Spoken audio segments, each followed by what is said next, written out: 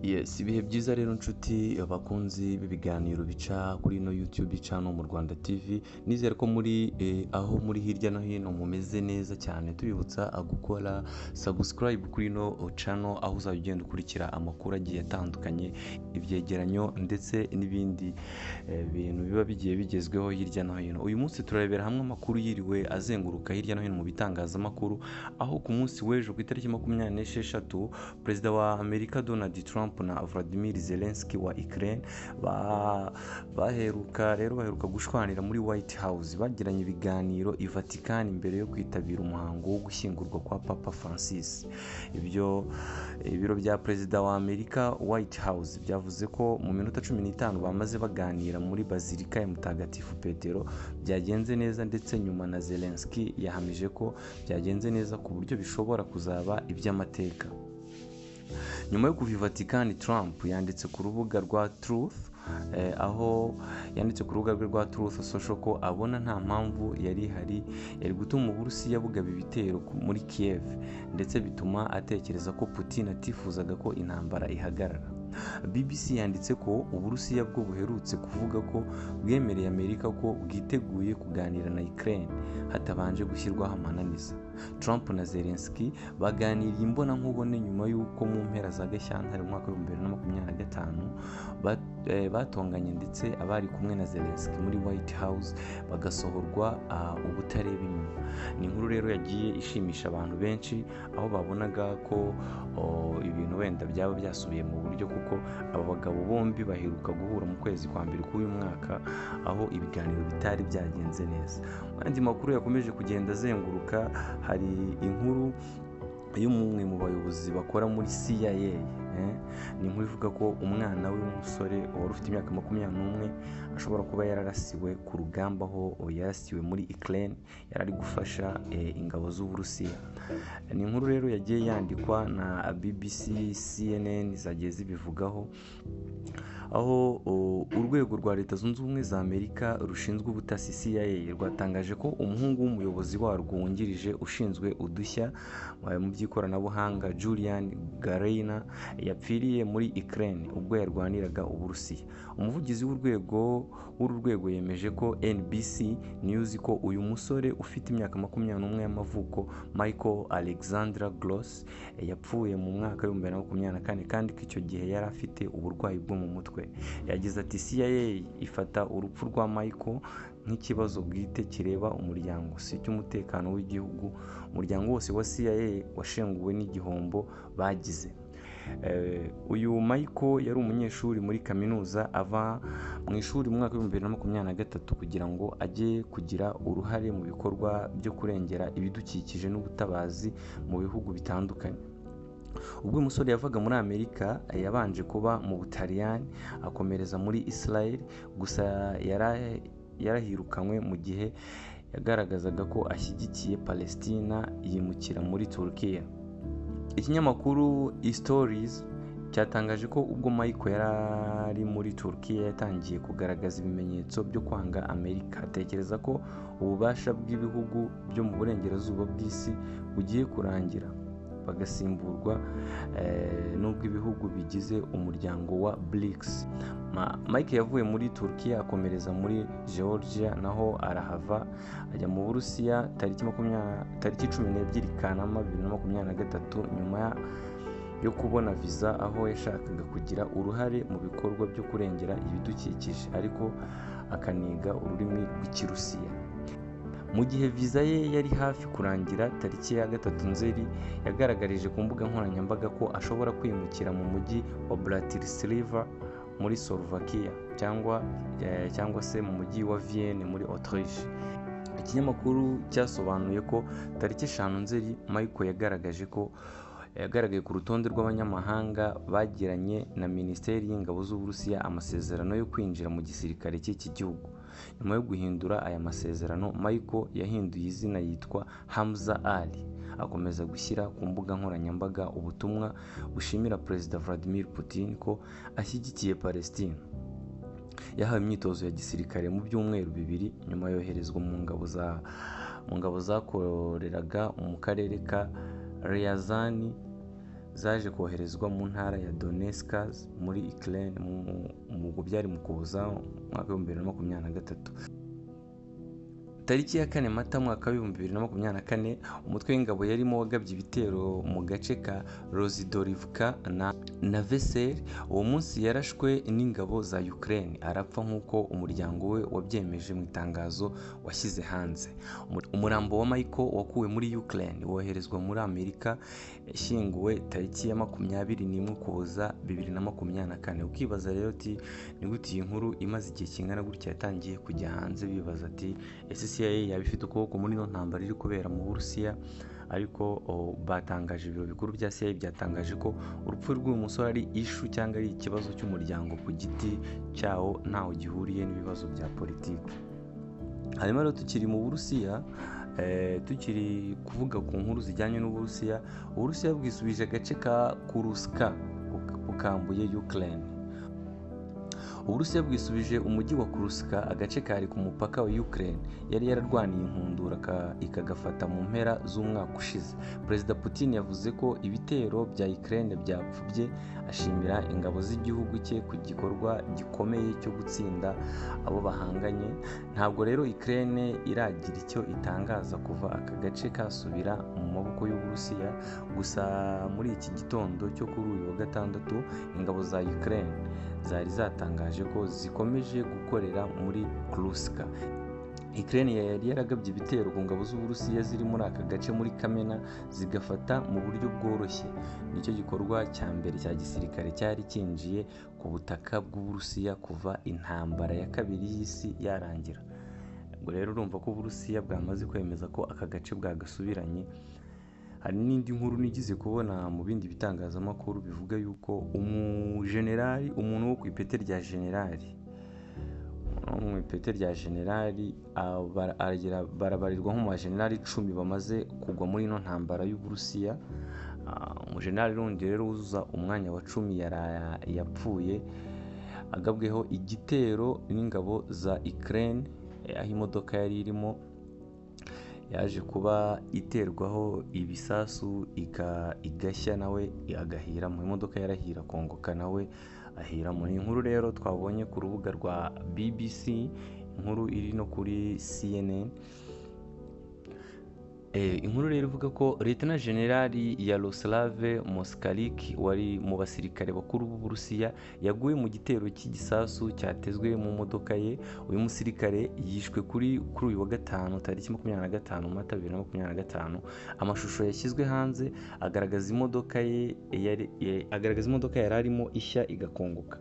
Umuvugizi wa Minisitiri y'Ububanyi n'Amahanga mu Burusiya, Marie Zakharov, yavuze ko iyicwa rya Lieutenant General Yaroslav Moskalyk ari igikorwa cy'iterabwoba. Kugeza ubu ntiharatangazwa abagize uruhare muri iki gitero, gusa hatangiye gukekwa Ukraine. Urupfu rwa Lieutenant General Yaroslav Moskalyk rukurikiye urwa Lieutenant General Igor Kirillov wishwe ku wa 17 Ukuboza umwaka wa 2024 nawe aturikanywe n'igisasu. Kuva intambara yo muri Ukraine yatangira, Uburusiya bumaze gupfusha abasirikari 10 bo ku rwego rwa generals. Umwuka rero ukomeje kuba mubi hagati y'Uburusiya na Ukraine, mu gihe Amerika ikomeje gushaka uko yarangiza intambara ku mpande zombi. Lieutenant General Yaroslav Moskalyk yiciwe i Moscow mu gihe muri uyu mujyi hari kubera ibiganiro byahuje Perezida w'Uburusiya Vladimir Putin n'intumwa ya Donald Trump Steven Witkoff. Hanyuma rero tugarutse mu Rwanda no mu karere k'ibiyaga bigari, nyuma y'uko u Rwanda rwagiranye amasezerano na Repubulika ya Demokarasi ya Kongo abigizwemo uruhare na Leta Zunze Ubumwe za Amerika. Murabizi Perezida wa Leta Zunze Ubumwe za Amerika rero Donald Trump yivuze imyato nyuma y'aho u Rwanda na Repubulika ya Demokarasi ya Kongo bigiranye amasezerano agena amahame y'ibanze mu gukemura mu buryo burambye ikibazo cy'umutekano cyugarije aka karere ka Afurika y'ibiyaga bigari. Minisitiri w'Ububanyi n'Amahanga n'Ubutwererane Ambasaderi Olivier Nduhungirehe, Tereza Kayikwamba Wagner wa Repubulika ya Demokarasi ya Kongo basinyanye amasezerano imbere ya mugenzi wabo wa Amerika Marco Rubio i Washington DC ku itariki 25 Mata uyu mwaka. Mu ijoro ry'uwo munsi Trump yatangaje ko iyi ari inkuru nziza yaturutse muri Afurika kubera ko ari kugira uruhare mu guhagarika intambara zikomeye n'amakimbirane. Yavuze ko atazi impamvu ibibazo nk'ibi ari we biba bikeneye ngo abishakire ibisubizo, ariko ko yiteguye gutanga umusanzu kugira ngo amahoro aboneke.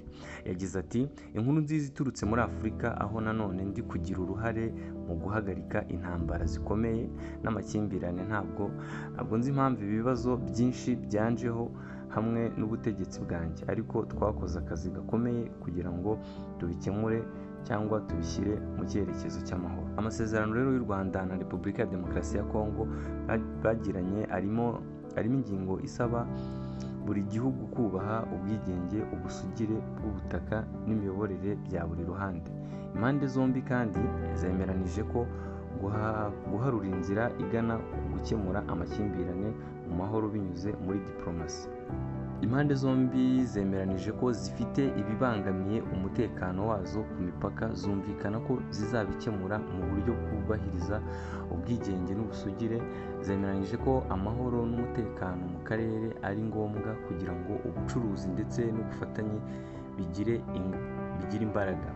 U Rwanda na Repubulika ya Demokarasi ya Kongo byemeranije ko ubufasha buhabwa imitwe yitwaje intwaro bugomba guhagarara, kandi ko hazashyirwaho urwego rw'umutekano ruhuriweho ruzaba rufite inshingano yo kuyirwanya mu rwego rwo kubungabunga amahoro n'umutekano bya buri ruhande. Ibiro bya Amerika rero bishinzwe ububanyi n'amahanga byatangaje ko nyuma y'aya masezerano u Rwanda na Kongo biteganya kwagura ishoramari ririmo irizashyigikirwa n'ubutegetsi bwa Amerika ndetse n'ibigo by'ishoramari by'abanyamerika, hagamijwe guteza imbere ubukungu bw'akarere mu nyungu z'impande zombi. Biteganyije ko hazatangazwa imishinga cyangwa se isanzwe yongerwa imbaraga nk'iyo gutunganya ingufu z'umuriro w'amashanyarazi, kubungabunga za pariki, gutunganya amabuye y'agaciro nk'ibikoresho. Amerika yavuze ko izatangamo umusanzu hamwe n'abashoramari b'abanyamerika. Imwe mu ngaruka zikomeye z'umutekano mu karere k'uburasirazuba bwa Kongo ni ubuhunzi bw'abanyekongo biganjemo abavuga ikinyarwanda. Bamwe bahungiye mu bice by'iki gihugu, abandi bajya mu Rwanda no mu bindi bihugu. Muri aya masezerano impande zombi zemeranyije ko mu gihe amahoro yaboneka, izi mpunzi zikwiye gufashwa gutaha. Nk'uko aya masezerano avuga, inzego z'umuryango w'abibumbye ndetse n'imiryango y'ubutabazi bireba bizagira uruhare mu gucyura impunzi z'abanyekongo hubahirizwa amategeko mpuzamahanga. Umuryango wa Afurika y'Uburasirazuba EAC n'uw'Afurika y'Amajyepfo SADC muri Gashyantare uyu mwaka yafashe imyanzuro yo gufasha uburasirazuba bwa Kongo n'akarere kubona amahoro arambye, irimo usaba ko imirwano ihagarara n'usaba ko habaho ibiganiro bya politiki. Hashingiwe rero kuri iyi myanzuro, abakuru b'ibihugu bya SADC tariki ya 13 Werurwe uyu mwaka bahagaritse ubutumwa bw'ingabo z'uyu muryango zafashagamo Kongo kurwanya ihuriro rya AFC M23, bashimangira ko ibiganiro bya politiki ari byo byabonekamo amahoro arambye. Urumva rero ko igisubizo cyo gushaka umutekano mu burasirazuba bwa Kongo kigenda kigaragara nk'ikizatanga icyizere binyuze mu biganiro, nk'uko bitahemwe gusabwa na Repubulika y'u Rwanda ndetse na EAC na SADC yaje kuza ibyemeza, aho izi ngabo rero zafashe icyemezo cy'uko zihagarika ubutumwa bwazo zigasubira mu bihugu byabo. Bari bagize umutwe wa SAMI DRC wari uhuriwemo n'ingabo zitandukanye, bamwe bagenda banyura ku butaka bw'u Rwanda basubira mu bihugu byabo. Naba rero twizere ko ubu bizaza kugenda bitanga icyizere cyo guhagarika iyi ntambara imaze imyaka iri mu karere. Nyuma yaho rero Amerika ikomeje kugaragaza ko iri kugenda ikora ibishoboka kugira ngo irebe ko yagarura cyangwa yahusha intambara ziri kuba hirya no hino ku isi, ariko ntabwo ariko babibona kimwe na Perezida Museveni. Perezida Museveni yashinjije ibihugu byo mu burengerazuba bw'isi kuyobya Ukraine. Perezida wa Uganda Yoweri Kaguta Museveni yatangaje ko abo mu burengerazuba bw'isi aribo bakomeje gutuma intambara ya Ukraine ifata indi ntera, bijyanye no kubugama kwabo batabanje gutekereza ku muzi w'ikibazo. Museveni yashinjije ibihugu byo mu burengerazuba bw'isi kwivanga mu ntambara itabireba. Avuga ko aho kuba hagati ntihagire uruhande babogamiraho, byashyigikiye Ukraine ndetse biyishora mu murongo utariwo. Ati ntekereza ko Kiev iri kuyobywa n'abatarebwa n'iyo ntambara, bagashakabuhake bamwe bakunda kwivanga muri gahunda z'ibindi bihugu, bakora amakosa menshi, nibo bateza ibibazo byinshi na hano muri Afurika, kuko baza bagashyigikira impande zitari zo. Perezida Museveni yavuze ko ibyo ari nako bimeze muri Ukraine, avuga ko aho kubanza kumva no gusesengura uruhande ruri mu makosa, ibihugu byo mu burengerazuba bw'isi bihitamo gushyigikira uruhande rumwe bititaye ku waba afite ukuri cyangwa uri mu makosa. Yibukije uburyo Uburusiya na Ukraine byahoze ari igihugu kimwe, agaragaza ko ibiri kuba ari nk'agatanya ku bashakanye, bityo ko ababyinjiramo bagomba kubanza gusesengura umuzi w'ikibazo. Yagaragaje kandi ko uburyo abo mu burengerazuba badashaka kumva Uburusiya. Ati iyo mwashakanye mugatandukana, urabanza ukagenzura, hakabanje kuba haribajijwe igihe Uburusiya na Ukraine byatandukaniye, bakagenzura niba byarakozwe mu buryo nyabwo. Perezida Museveni rero yasabye ibihugu byo mu burengerazuba bw'isi kutabogamira ku ruhande rumwe, ahubwo bigakora ku mpande zombi. Ariko buri